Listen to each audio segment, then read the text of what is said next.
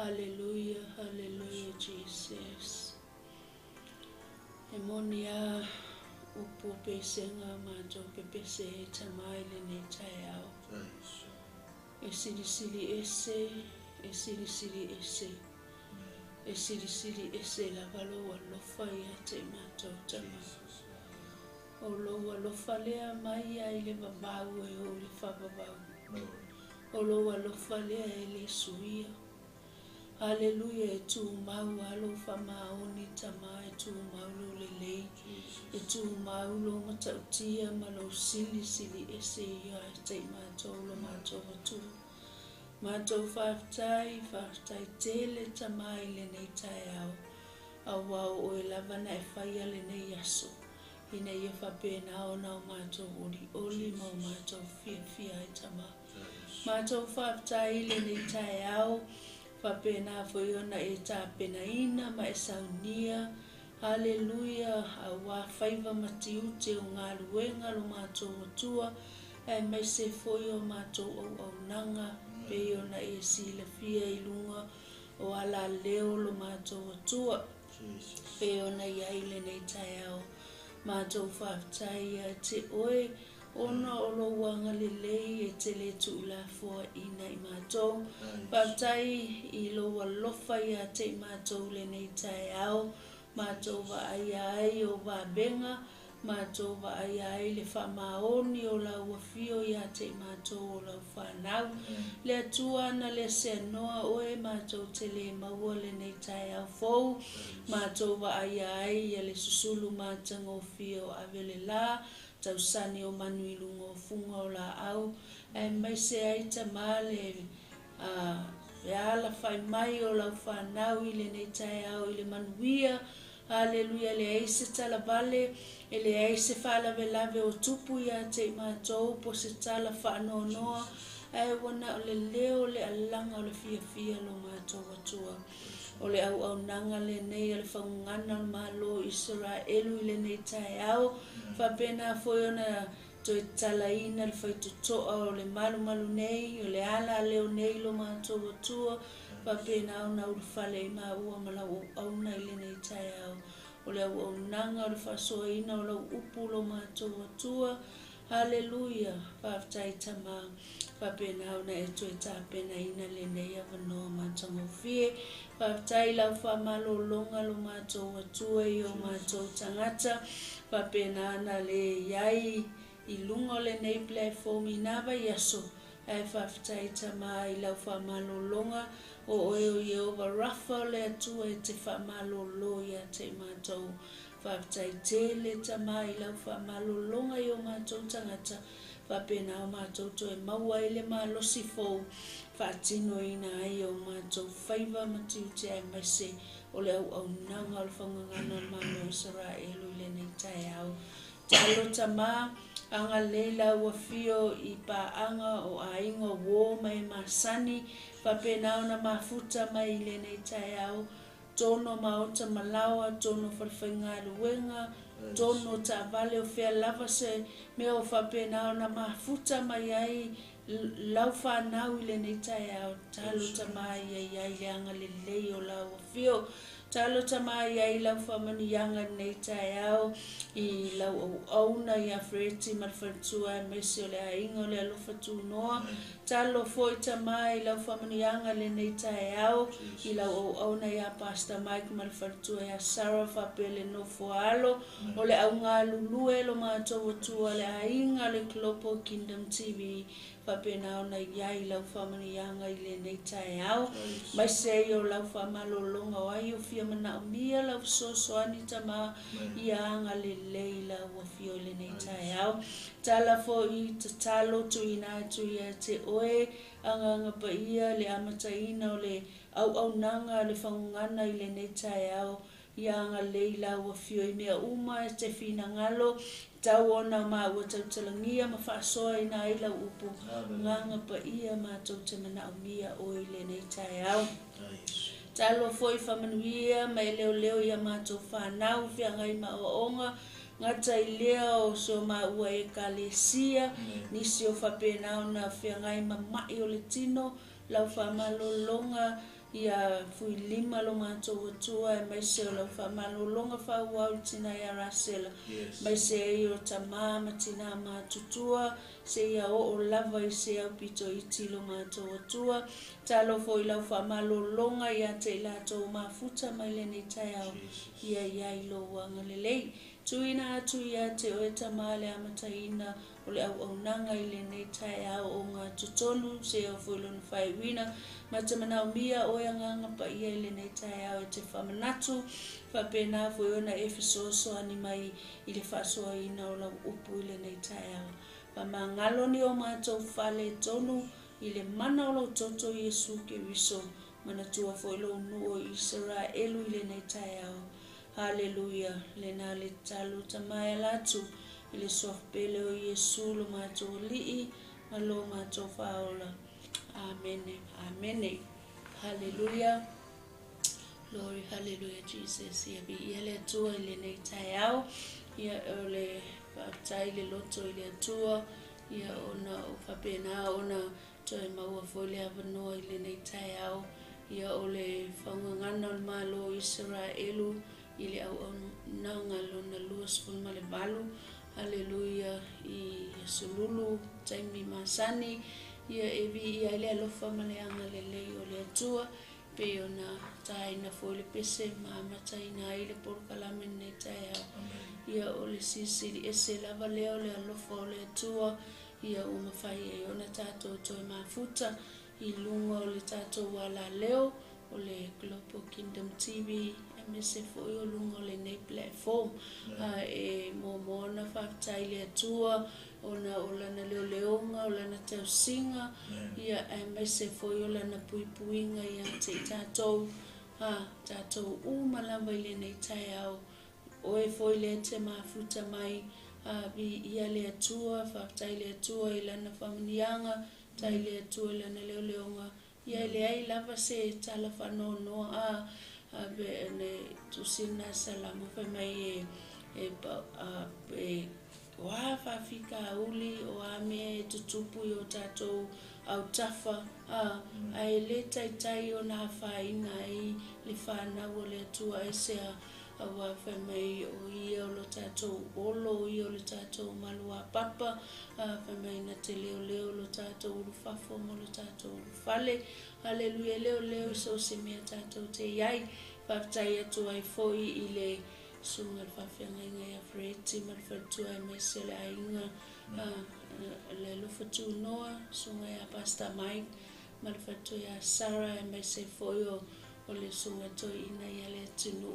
malofo mese o le ainga o le Global Kingdom TV ia o tamama tina matua o auna le tuafatua whaftai atu ai mese Haleluya o mai masani o so mato e kalesia ia ona ola o to talo sa fapena ona to ina to ai foi i ma ua e mese lava lo ni tangata manisi fe whanau sa whiangai mamai o le tino ia sa whamalolo le atua o le tani le nei o lau tatalo i le nei tai au ia wai sila mai foi whawai atu nei tai au ia evi ia ai le atua a o sau le nei tai au mai se leo whapea i le anganga pa i o le atua o lo o iai le tangata o lo o tū i le vā Haleluya, le upule anu manuia i lava loto i le nei tai au mato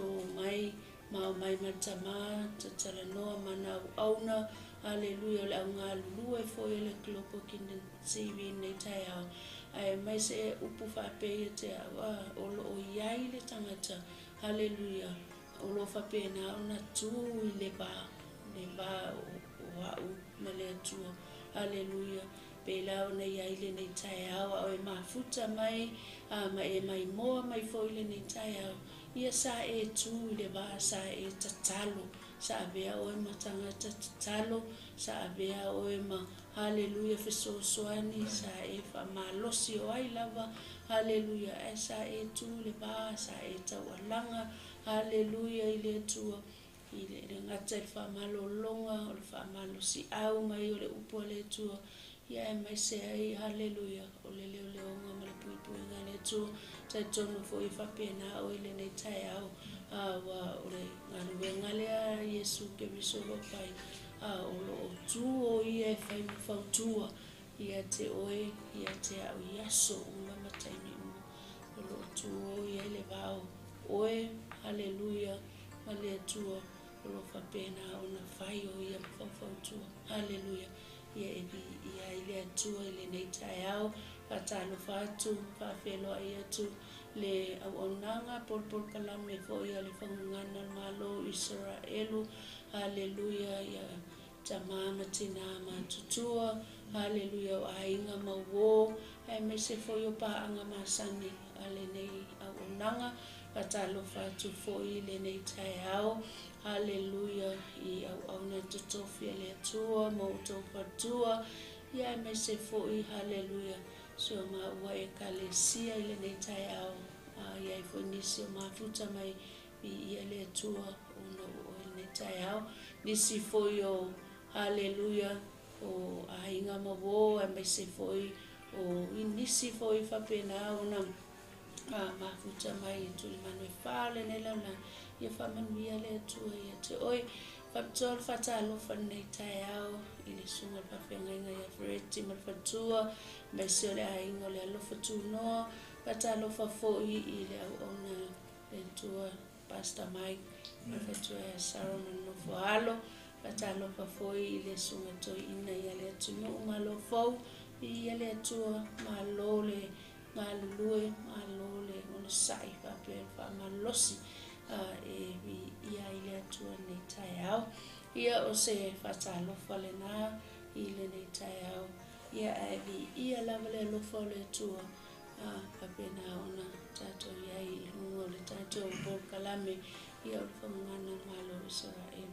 i le nei tai au ia ai o le atu i nā tuloa i le ona le atua ia mo sansanoanga ia tasi ai ma le soina o le tātou upu whasoa i le nei tai au pamanuia le atua i lo whinangalo malo loto mai se i le upu le atua haleluya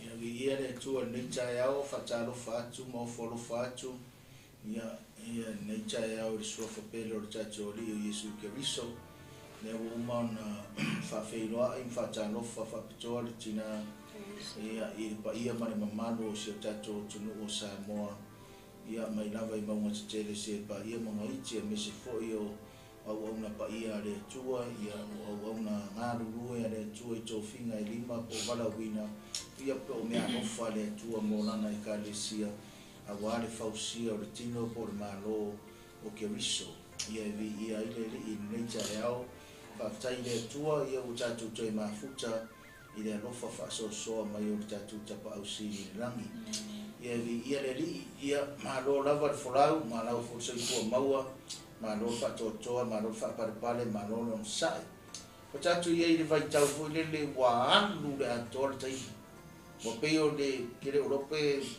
kusararo ke mire manero valili. Alu na Georgia. Ele umiangao ia e ora uri, ia ora fiafi. Ai po, ele umi foi po ai au. Ele umi foi ia na kare chura, ia vai na ele na kare. Ia vi ia le ia tau lava ma tacho. Ia iro to so ifua ma tacho bola, ia tau lava ma tacho. Bola ma tacho manino mala manama. Ifo fuanga mamana sisi ese. Ia tacho tama rofa ia le tua fa mahoni. Ia cho oi ma me tacho uma ia vi ia le ri pe ona fafta ia tu tina. Fafta tele lava I pa anga tacho klopo Kingdom TV. Fafta foi pa anga tacho fo ngana malo Israelu. Ia mese foi o bo mai masani. Ia sia ma ekalesia ia matacho wala leo. Ia sunga ia Pastor Mike ia mese foi o le tamaya ne tinu ma cho mafuta.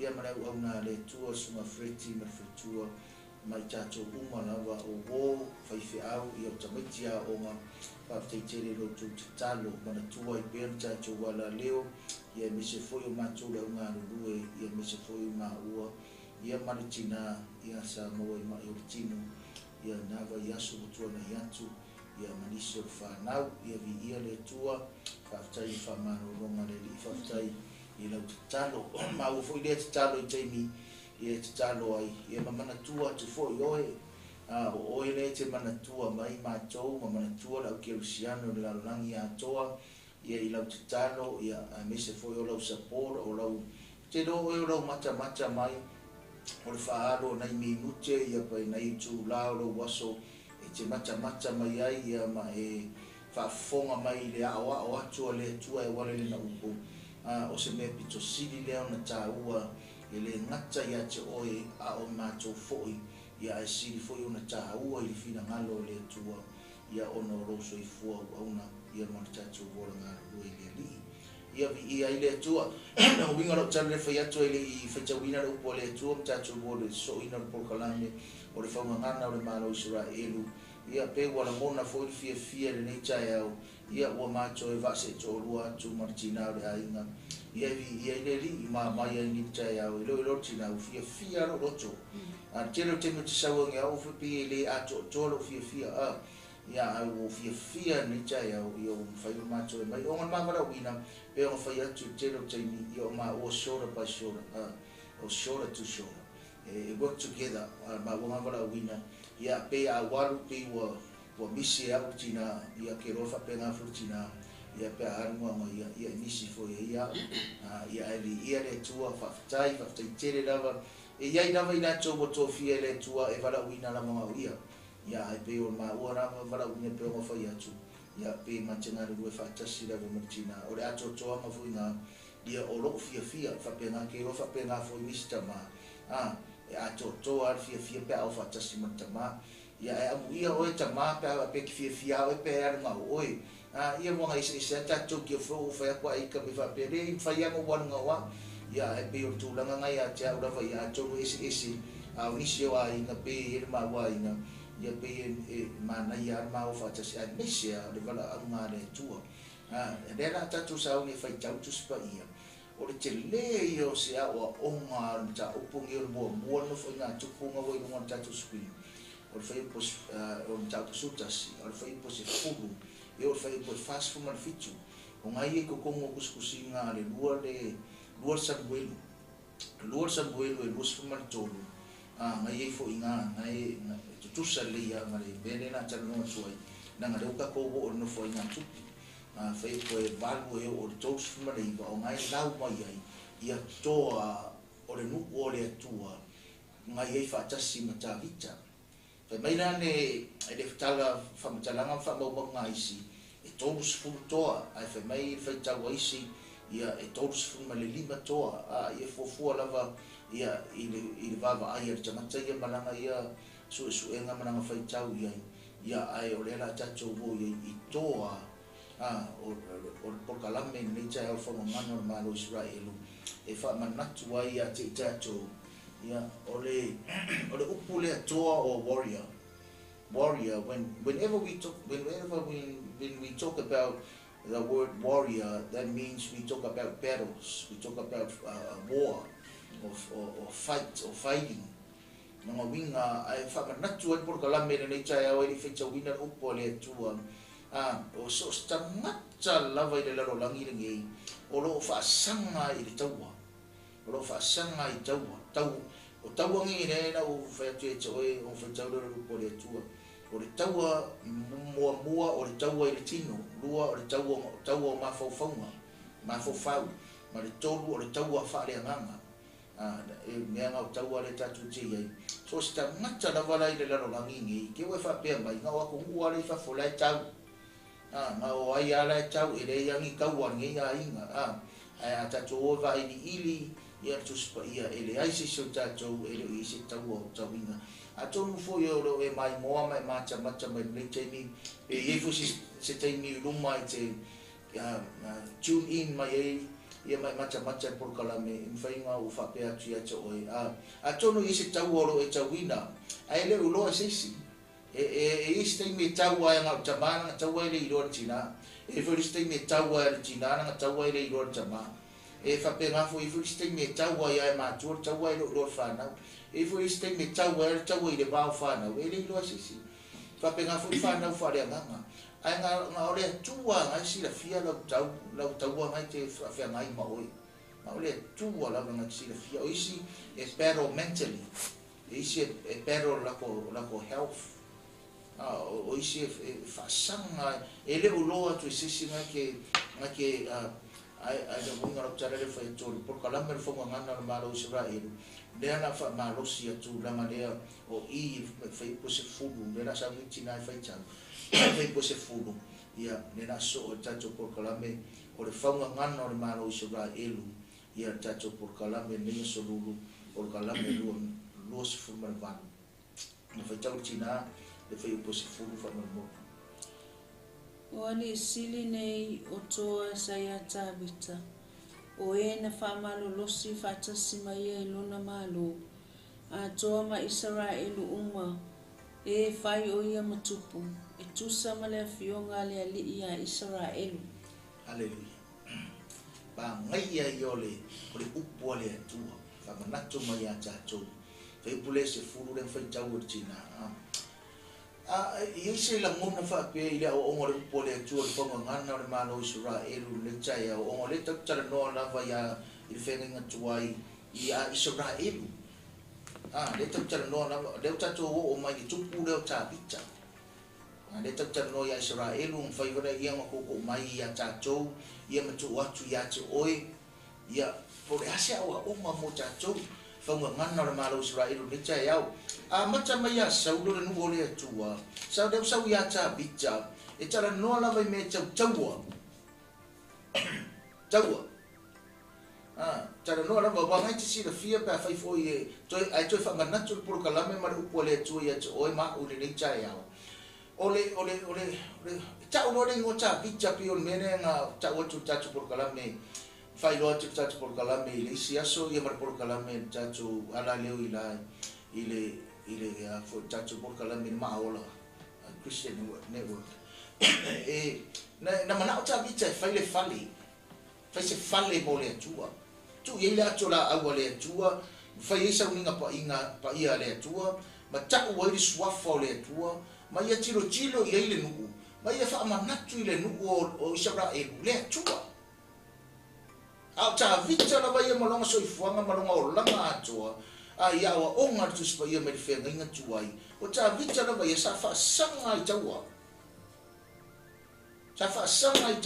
nga mata me taua ta vita ile ia mata i tono le nuku ile ia mata i tono le au tau a mata me taua ta vita nga mata me tono na ainga a mata mai tono na ainga langa ta vita sa ave o leo ma moe a leo ma moe le tangata ele nga o leo ma moe ai tau leo ma moe fafo e o rengo fa mama kulisi tato por kalame a leo ma moe ele nga tanga leo ma moe tonu a leo ma moe e nga ke pe o mene le tsa nga mai ta vita a saule le luko pe saule le ona pe saule urosa o le alava me sa kam foi attack le la fuma moi o ngā laku reo tā vita wa fasi. Me tara tu sipa i o fasi e ia o ngā koe whao mai lea o le maa moe se i le ngutu. Whape ngā le tangata leo maa moe. O le tangata e ngata leo maa moe, tai maa moe. Ai whawhanga maa moe pero tala Yesu ia pete o. No winga na le tala le tofa yetu I whai upo e se furu. Lera toi whai tau watu ati lafa ma mo le whai upo se furu. Wadi siline yo toa sa ia tā vita. O e na whamalolosi whatasi mai e lona malo. A toa ma Israelu uma e whai o ia matupu. E tusa ma le fionga le li ia Israelu. E tusa ma le fionga le li ia Israelu. O le toa la le tua. E ta pena I le tua. Ma wha wau e le tua. Ma wha ia e le tua. O le toa le tangata na toa isa urola na mana tua wa onga tuspa ia e le ifina ngalo ai le tua au mana ongo le nuu. Mana ongo le nuu e whai se rato tupu. Lela o le toa la le ngata o le tangata le pēa kako kalamoa ia koriata. Koe whawhoira I kua kako kalamoa ia koriata o le uka kalamoa I toa. Mana tua le toa le whai mai. Ka vika whawhenga ia ki kau marka maro ngā koa mai aora kiki. He was a warrior when he was very little, when he was young. He became a warrior. Ngā koa mai aora ki maro le kiki. O le toa le koriata, o le koa I loa e tangata, o le koa I lumo o tangata. A le toa le o tawita, o le toa ngā ka penga I le tua I le iroa ngaka. Ka penga oe maa.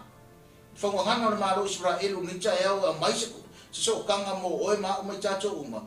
O le tangata e tofi le tangata. Ma aru le whaaria ringa tangata. Ia ia le kai me vai, ia le kai me ko ilano ai. Ia le kai me, angai a wharango lango fu tangata le tangata, whaaria dia le tangata. Ma ko inga ngau le whaaria dia o maka maru ngi o langa. O mea ngai le fia e whina ngalo le atua. A le toa le pe mo fai to le toa le o koriata o le koa ngai loa e tangata. Ma whaariani I rungo tangata. A leo whai mai e o oi ka ngaka Israelu mana e kau o Israelu. Whawhenga e ki kau marka mano ngā koa mai aora kiki. A le toa le tua e ka penga mai e le tua I le iloa sisi. Ka penga mai I lafu mā moe. Sau ka penga mai na lo le alia. Sa vadi mai pe o le vasu ne o kia ngina mo whea koe li. Tangata leo tawita. A le toa le tua ta pena e le tua. O le memo muanga kusa marfina ngalo le tua. Whaipo sifu. O le memo mua I le whangangana le malo Israelu ni tae au I le toa le tua. O le toa le tua e ta pena I le fina ngalo le tua.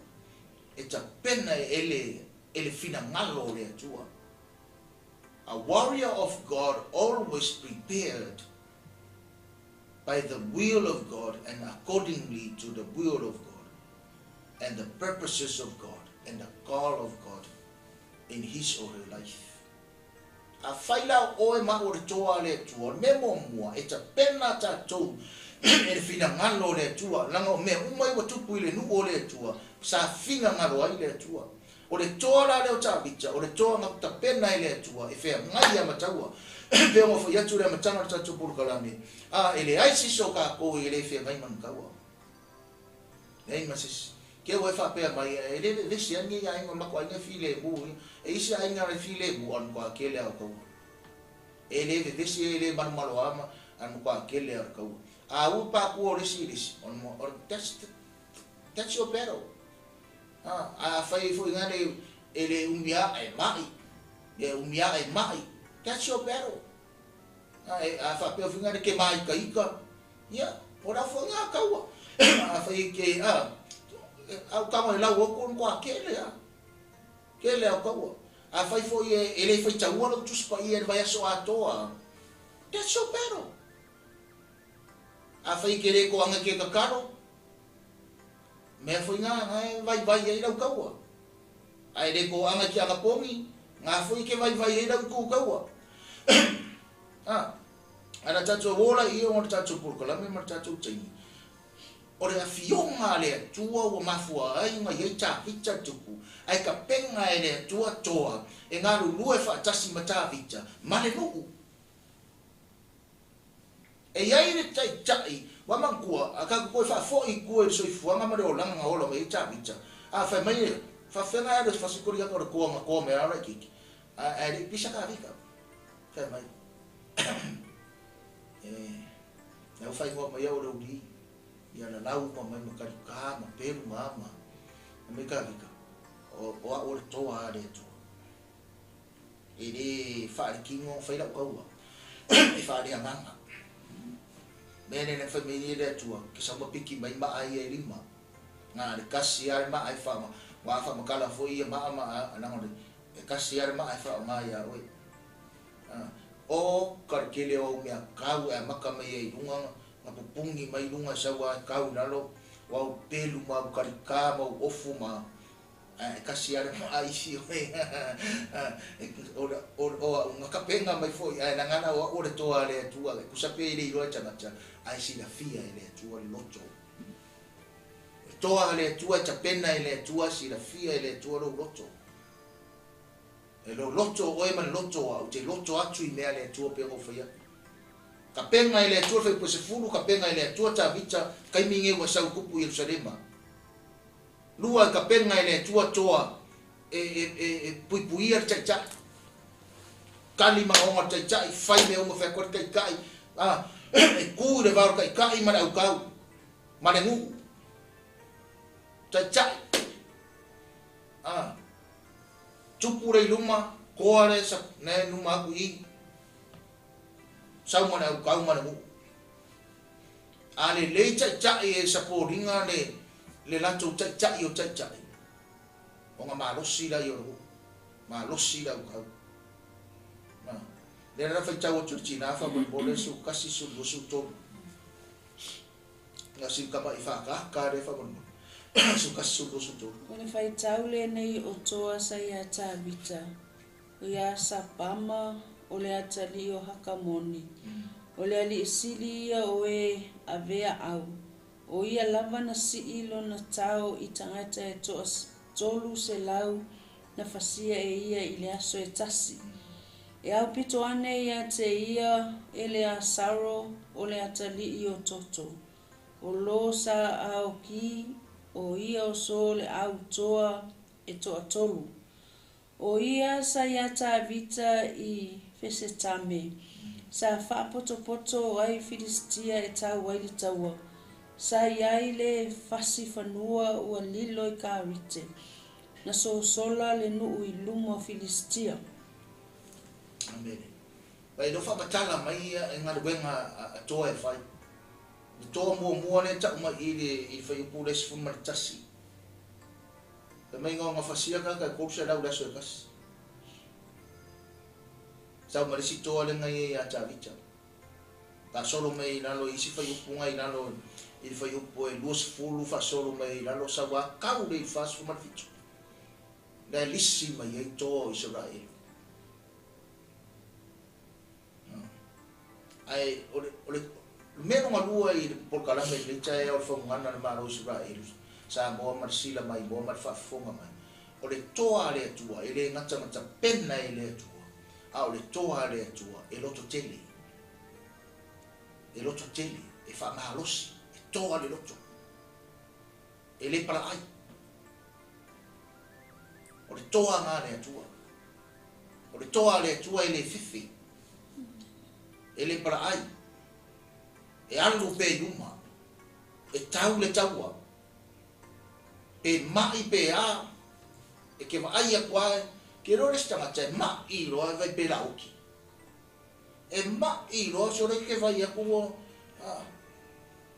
a le toa o tangata toa ke vai a kwae pe mai a ke vai kwae nei fa malosi mai o isi kaini a mama I tangata e malosi kaka mama I kaka si ma e malo lo se tanga mama I tanga tala wa ora ko le fe ngai ma e ki fa longo ko e isi ma ma se nga ma es disi na wo foi fe au nga wo ma liu story so le e ma liu wa ko I go fa ma lo si me ya ma ko fa ma lo si me ko inga ko mo e baliu wala le si mabu fa fe au e baliu fa marusi e va pe o le toa le tu o le toa no to teli e isa ka e mai ke fa ko o le upo sa u e fa marosi e tanta na vai toa le nu o le tu o le toa e fe ngai ma le taua fe ngai ma le taua e lo to teli ele fa vai mo fi ele fiu mo fi te lo me mo tanga toa pe o ngo fa ko mo kaka e ngo fa kala ko ya o kaka champingi a fusu ngai ma lo o ngai a champingi a fusu risi ma singa e fa inga e ana ma fo ko champingi la ngai ko e fo ia ku sa pe fa inga o lo ma fo fa wa I am the champion pa pe ngare toa le toa le tua po le ala va me kupu ya o ma ke ma fo fa wa o o tanga tau le toa le tua la fa ko tina fa sufa Ua wha mau fo i la tau i to tonu o whanua. Ua wha sau i ngai. Ua wha sia fo i Filistia. Ua whaia fo i lea li i wha au la tanga tele. Ua wha sia fo i Filistia. Ua whaia lea li i le wha au la tanga tele. Ua wha sia Filistia na fua mai o ngotoi. E uma fai kau kusi fai punga so mai na ngai lolen maka kia o tang macha ia ngaru lue fa ta sim ta kita la ngai li maka kia o ngaka penga skangaka maka kia o ngaka penga ile tu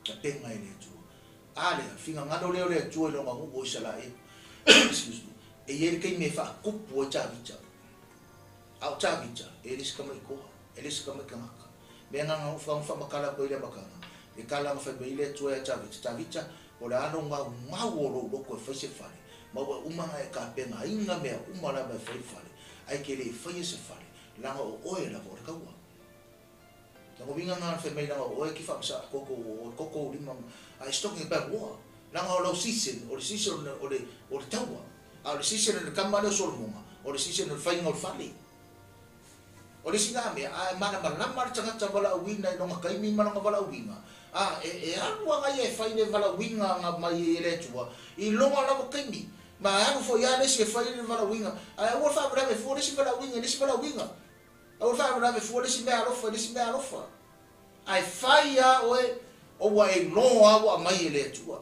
ani ka penga ele tua fa mai kusa mari fin ngalo le tua I longa ngu le lo Israel maka ngaka o ngu maka ngaka kau o ngu pe ngo fa makala ko e vai so ke ngai au tau Israel maka ngaka ko koa ia o ma fuang fa inga fasia ia Israel I Filistia ma fuang mai ngo wa sa ngi ele tu le ora tanga o le a fo ile ma lo si o tanga o le ale pocho mane ata mai o tanga ale ia ile tu ana menga dengan maka mereka po kala me ka usa ke ngi nga fu ai o nga fina ngalo le tua e sui le ngo ya ko po ni ngo Israel le la ko fa nga ko ku ya we onga o le ngo Israel le winga lu Israel o le ya o le tua I me ka ko ke fa ya le tua ya me ma me fa ale nga ya le tua le mu nga ya le tua fakasi makavika le wasi I mai ai le tua ave oi mena ka karango ai paske ngi upu ai nga ko si I mai ai le tua mai I Jerusalem le ai pa I fai u ia mea o nga chavit e fai u ange I finga ngalo le tua pa ia finga ngalo le tua ka penga ai le tua ka vika o koa ra ka u mane e finga ngalo I le tua e o mai ka penga ai le tua ka ngaka ro kekele kaka fa barolosi kaka fai mai kako wo ka ke mafia kako wo ai eu sua kako wo le mu ai e fai mai li poki ngaka e fa ka ngaka ma fofa fai mai ora o ana kile ia ora au kikele ping sau ai ele mafai kako wo ai ai mai ka ngaka ka penga ile tua ele ka la mon ka ai ka penga I fa mangianga le tua ako va ai se fua kasi la se fua a mar fua boliman ora ngu ore lei ora ngu o maka mo fie fa pe ngata ta pena ele tua te figa ngalo le tua ngala ko mafo fa mala ko kala o kala life e si ia no lunga si ia lunga ka ke fa malo losi ka ko wo ka ke mafia ade wi e mafo mai na ka penga ele tua fa nga yo ele tua fa i umma ele tua sa ngia no ele tua le ora tanga mo le nu sa bo ma fa fonga mai fa mana malo sura elu ni cha tu la au tu por kala me a fai o le toa le tua e ta pena ele tua e te roto tele e te fa ma losi e yai fo le ora tanga i me umma e te alu i ai a fai o le fa ma losi e to ele ni cha a fai mo tau na ngona fa vai ia e fa ma losi tala nga le tua fa ia Yosua Yosua inga tula ia o mavai lo cho Mose ku la yo oe ro kemi anu kai ma vere mu fa wau vala wina au ke ke bai ia fa ma losi ma ye lo tele ka winga ia fa ma losi ma lo tele e u ba ngere fa ia mata u kunga le Yosua mo o fa afia fa bai le tua ia Yosua fa ma losi ma lo ko kele pa penga fu si tutula au tu fa ngana o malo sura elu ya o ni chai fa ma losi ma lo ko kele ai fa ma losi ma lo ko kele e fio mai le tua le ora tanga e fio mai le tua e la via e fio mai le tua e fa ma lo e fio mai le tua e fa sa lotto e fio mai le tua e tali lo mana oma e fio mai le tua it's all about God a ungi ka ko foi se me nga ka ko ai fe mai lo wingo lo pusa ra elu fai me fa tasi ma le tua invite le tua i me umma ka ko ke faia o mafo fauma o ka o le uri le fiafi o lo taimi ma lo taimi ku fesili le tua familia nga o ko ke le ku fesili e le fesili le tua o le fesili le mu i le tua ku ka ko wola i le li ku ka ko fofuanga i le li ye yai le tua ka ko porkala ye yai le tua i me umma na au wangi fa tanga ta au fa ma fa o le faingo o le fina ngalo le tua le sa unia le tua le ora tanga mo Israel e fa tau tina fa so fitus for valu mas fuma iva so fitus so var so viva fa mo ua mana o tawita ua whapeane ta fia inu vai ai le vai elio petere ema o iai le faitoa ona so faia lea o aua Filistia e ia tangata e tolu ma ua la tō utu vai i le vai elio petere ema ua i le faitutoa ua au mai ma ua avane ia tabita a ua le mawhai tabita o na inu ai a ua lilingi atu i le li ua whapea o ia lo atu wai ia mamau ia te au o na whaia o le nei mea o te inu ea le toto nei tangata e na to ai awa na o to ai i la tō e au mai ai ua ia le mawhai o na inu ai o mea ia sa whaia e ia toa e toa tolu. Hallelujah. Bava i loto tele o tangata. Nā whai ako a tā vita i toa e koko ka fia ingo vai pekere. Vai pekere maa. Awa vai pekere ema. Wala e whau waira o Filistia. Nā whai ako a ka vika i toa e tō tō. Fia ingo vai e se vai. Pea foi mea kai kai isi kei e ka mai testa ka mai testa ka mai pungi koa mo i ara wali a fa ya ko fa mai do vai tala ngai sa ko mo kuspa ia ngai fa tau china nga o ro ya ko ya wa ko mai vai ai de fa pena wa ko mai mu vai nga wa ko ai ku sa nga fa ya ko ka vi ka fa mai do makamai so we are warriors. Ero fa makala me kuspa ia po ia mga kuwa ka ko. Au si foi kei mi ko nga fa ya ko yes sir. Whatever you say we will do it. Na ora ia. Ai foi mai ia kama ka vi ko mai mai vai. Ai ka o ka vika sa ai le vai. Le usa sa aku ya yo. Fa ko le tua fa feno I mo ko ka mai. A o ka manga o ko ai. Haleluya. O toa ia. Nanga o ko ai ngai ka wa fa ka ko so ia. E tu fa feno I ko I le vai o uso ko ia ora po ia. Kusa na o fai mo ko. Nga o ko ia. Anga wa kung hinapingi mai wala kinang ko mo wala ki o ko nga ikapengane tua wala ki o ko nga vana nga ko nga lo ang ko ngi filifili mo upo uposis ia de po wa mau ia filiski ai fa tai o toa nga ikapengane menga o fa ko sa mo ma fa fo ma bel fo ma na ma lo suga elu ni cha o toa le tu e ka penga ile tu e lo ko kikele kusa o le si mi le toa le tu e fa ilo mo ma chacho o le si mi le toa le tu e halu wa man maros nanga a fa inga e yes ko mo se ami a fa inga wa o ma ko ringi ko mo se ami pe yo ia a faira na kolingi a faira ke sila mai pe kolingi ko se ami ai ka ko le ami o se leo a me se ami ma leo nga ma de security ai faira ko kala ke ka ko ma sa ni ma trainer e ke alua ne ma fa ko ka vika to le o mai o fia I mo se vai me pekere da me lo okay King David we're gonna get it for you na oro la yo tomo moana e loko kele e alua a le ko longa lua le I ka mai le fa ngo ka vika ngo ko wa o le toa la le tua memo mo toa le tua ka penga I le tua e lo to tele anga ia le fai mea o le siki mi toa le tua e ar ko wa ia ai o le mesidi ale ia mesidi le uska e si lang ka la ino le leia e wa le si e fa ko le lava ia busu no fa ko ia son ka kiki ale vai e ka koso pe o ngai ka meki ka koso maua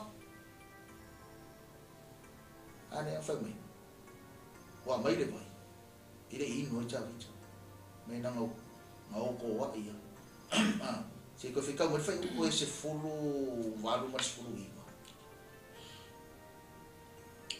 ona so faia lea o au Filistia e ia tangata e tolu ma uala to utu ai vai I le vai ele o petele ema ua I le fektoa wa au mai ma ua avane ia tavita a ua le mawhai tavita o na inu ai a ua lilingi atu I le ali ua whaapea o ia lo o tu ai ia mamao ia te au o na whai o le nei mea o te inu e le toto o nei tangata e na tō ai.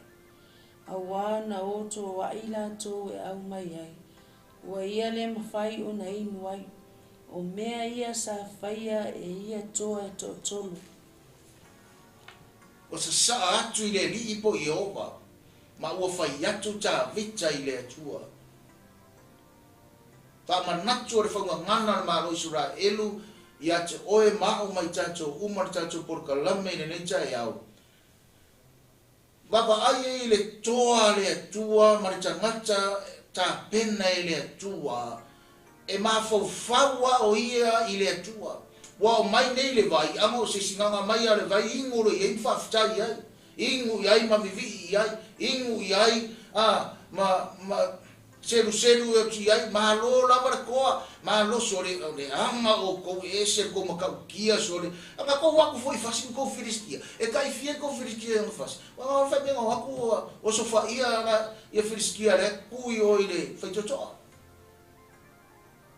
aba ile changacha la mas mana tu nachu ile tua o le tupu ma le chai o le toa ma le au na cha pena ile tua changacha cha bicha lana ole tua lo na locho le tua lo na mafo ma ole tua lo na ola nga wa ku ma vai fa me lo ma chavicha was sa fa me chavicha spai was sa atu ne vai ya Yehova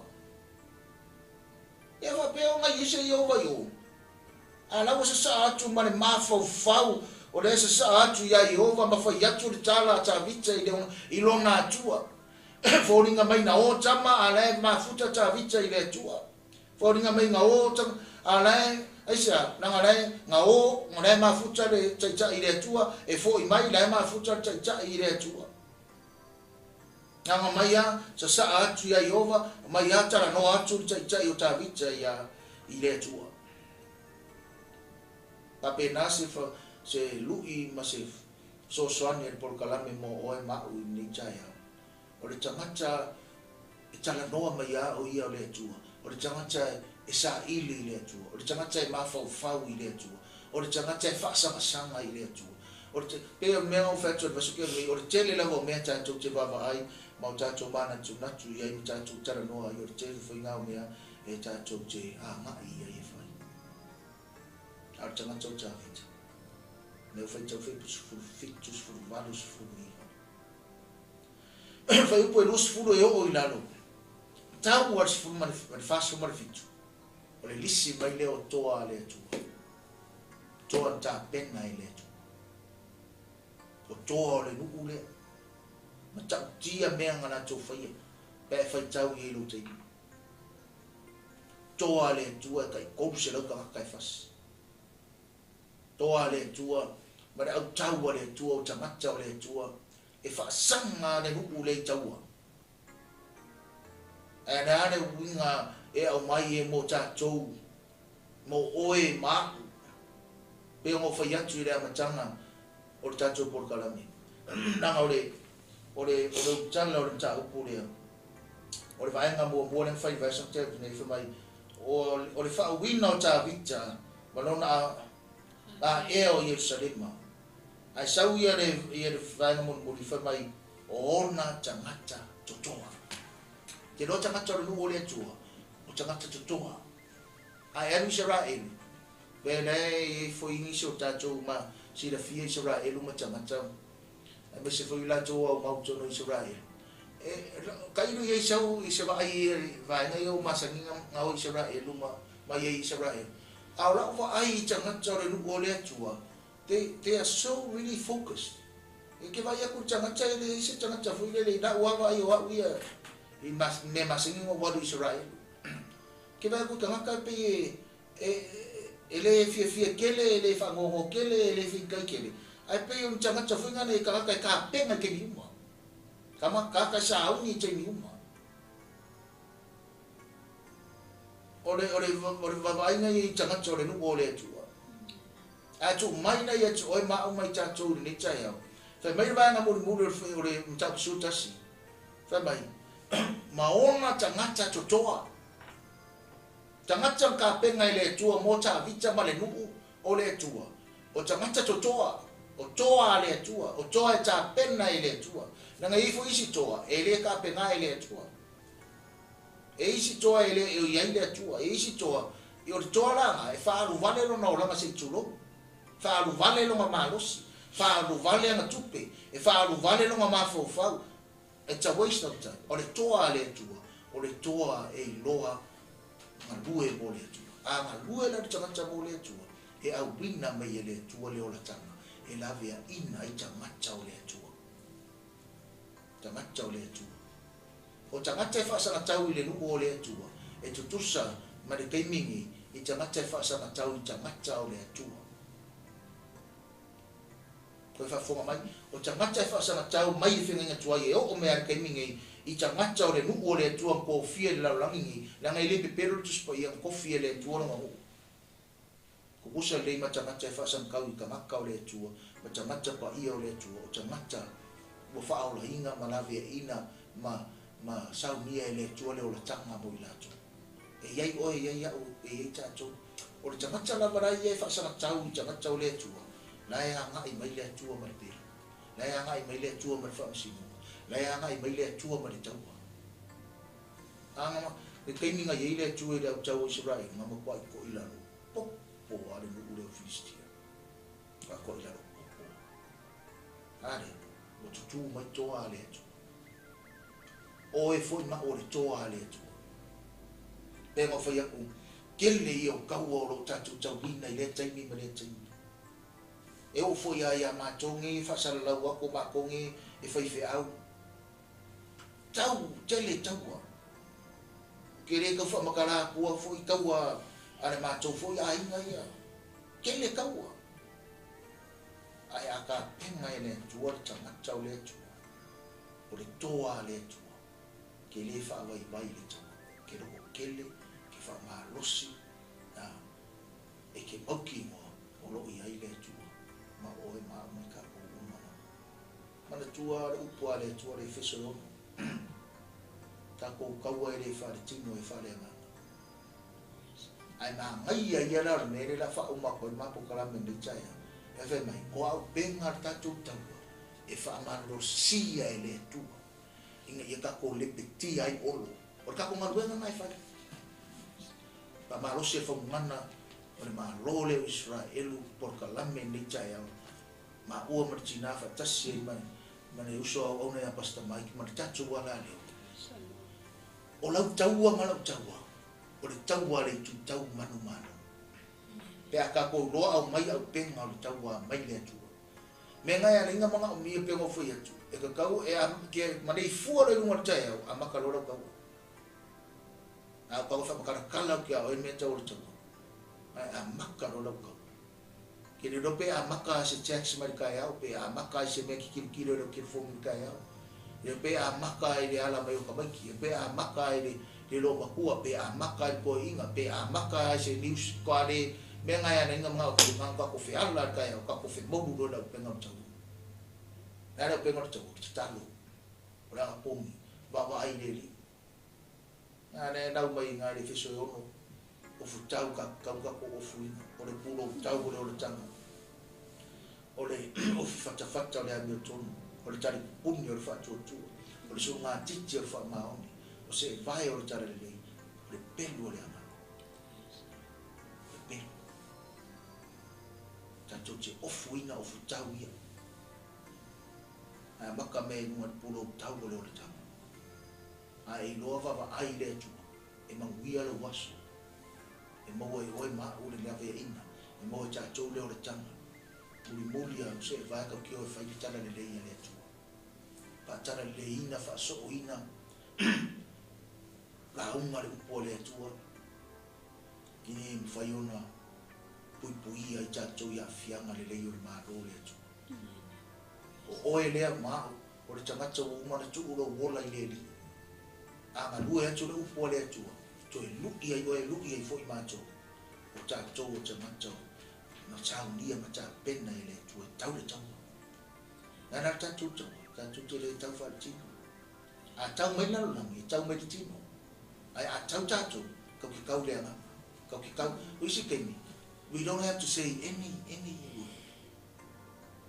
We just keep our mouth shut and we pray. Kau kire kala ngoa kura e whaasang kau kamaka. Kau kire whaiaku se tala i le kamaka. Kau ki whai le tala i le tu. Le tua le asa o tala i mene, le tua le asa o fina ngano i mene, le tua le ale whaingo i mene. Ka tutala mo i rua. Nā kere ke mi tau kam whai e fix fo i le whawhitau. E whai e le whawhitau le o resi ma le whawhitau. E umange o le whawhitau le o aua vea ni whawhitau le o tālua. Ai a kaku le tua, please help me to solve this. E ira te me whai me le tua, you have to speak up. Tell the truth. Kake mualua te kai ngai ale nganga le tua. E ira te me whai me ira nganga pa i o le tua. Don't say anything. Pray. Ask God. Na whaanga ioi ale le tua. Le singa wingo na mau whaanga lue whaatasi le tua mea umana ma. Mo le leo e alofa atu ia keia. E le whaanga ioi ale le tua ma me le leia e le leia o e leia. E le leia akiri kako. E le lei mai mea fuile le wha le lei manatu whakatangata.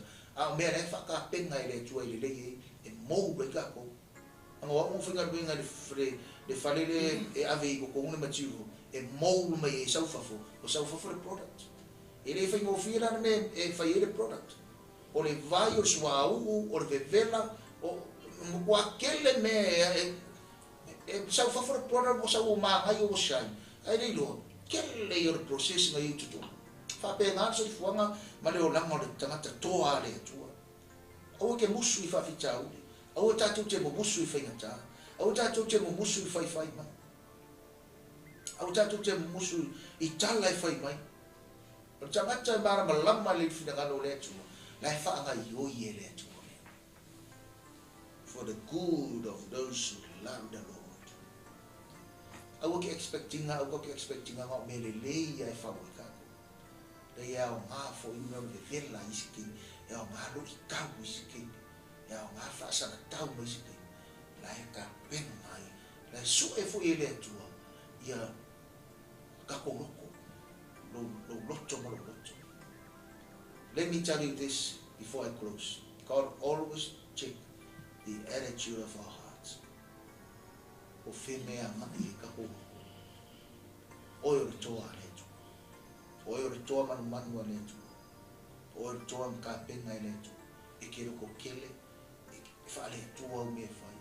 Kele fefe. E ki fa ma losi. E kau pe ala ukawa. I aso uma. Maro mauti no. E kau kako. E ka penga le tu o le rota. Father, we thank you so much for your word. Thank you for your people.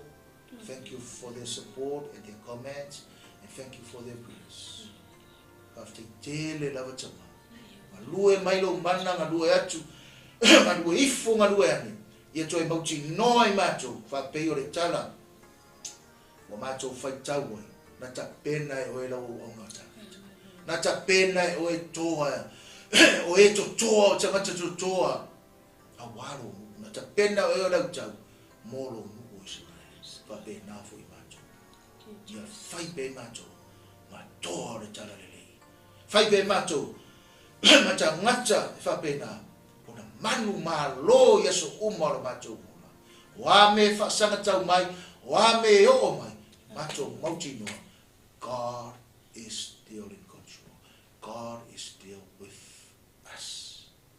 And we give you all the glory and the honor. Thank you so much, O God. After tele lo fa mani yama, ile nei chaya o Yesu lele. Ai stasi le tuo mai moa mai le nei chai au. O ye o tu ye le upu le i le nei chai au. Au ye se me o fa sanga ye o i ora fai mana taua le tuo. Orona soifua malo ina, orona mafau fau, ona mana tunga, o fai ngoanga filifilinga, o le va o ia malona to lua, o le va o ia malana fanau, o le va o ia malona uso mon to fa fine, o le va o ia malana tangata o le tua, o le va o ia maisi tangata le ie, o la te talo tama, ma tu te talo le chai. Ia loa le tangata le nale tua. O ia o le tangata ta pena oe le tua.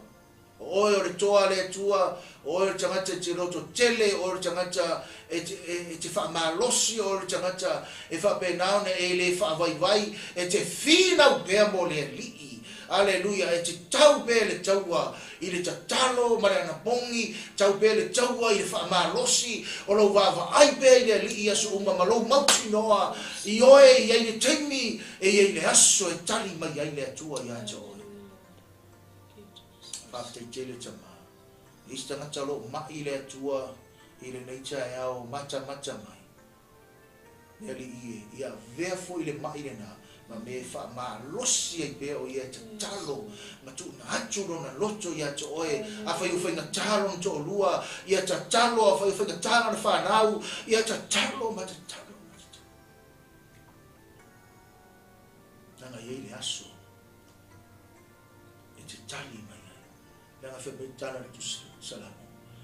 O le tua e fa fonga mai I te talo. O le tua te liu walo mai I le vala a watu ala ufanau. But we need to pray every day and pray consistently. And we thank you, Father. And that is our weapon to fight our battles and invite you to come on our side. And we give you all the glory and the honor, Jesus. Amen. Amen. Ia le tua lo fatele atu le tua ia te oi le neita iao. After tele la we lo so ni mai mo fa manos. Tai lo tuta. See you next week. God bless. Shalom, shalom.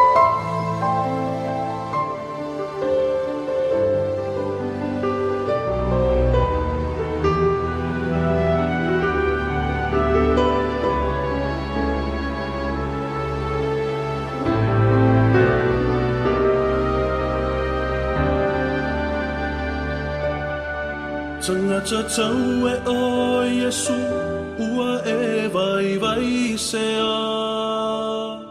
sea se mea ua whewheri I le au tau lena Pina mawha amalosi ai e le tu mau le po Wa ai o la alua e o le whetu o le Ia whaatua pe I le ua lofa mai Ma whaile leile taua nei Ia manu malo ai Wala tamai le while mu E sui ai le tau E sui fo I le pongisa I le whetu o le